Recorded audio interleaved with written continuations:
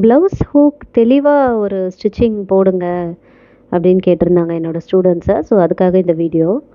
இப்போ ஒரு பெரிய ஊசி எடுத்து ஹோல் போட்டுக்கோங்க. 1/4 இன்ச் அளவுக்கு ஒரு துணி எடுத்து ஹோல் போட்டால் போதும்.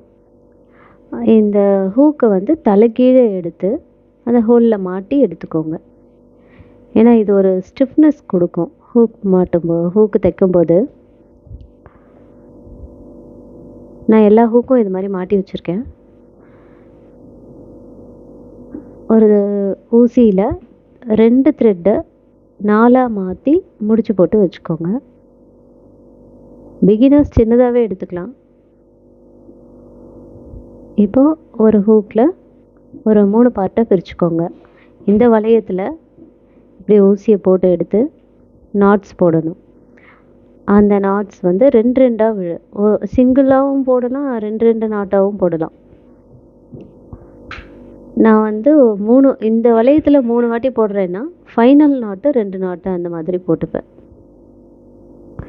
இப்போ இந்த வளையத்தை கம்ப்ளீட் பண்ணுறோம். அதுக்கப்புறம் மேலே அந்த ஹூக் கிட்ட கீழே அந்த ஊசியை கொண்டு போயிட்டு நாட் போட்டு அந்த ஹூக்குள்ளே கொண்டு வாங்க த்ரெட்டை.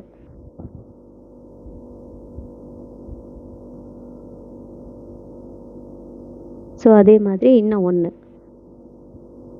நாட் போட்டுட்டு ஹூக்குள்ளே போட்டு கொண்டு வரணும்.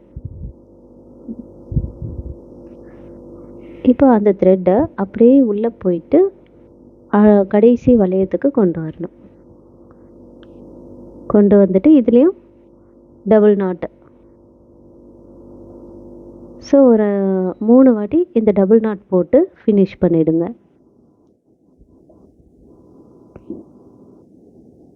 இது ஃபினிஷ் பண்ணதுக்கப்புறமா முடிச்செல்லாம் போட வேண்டியதில்லை. இதுக்கப்புறம்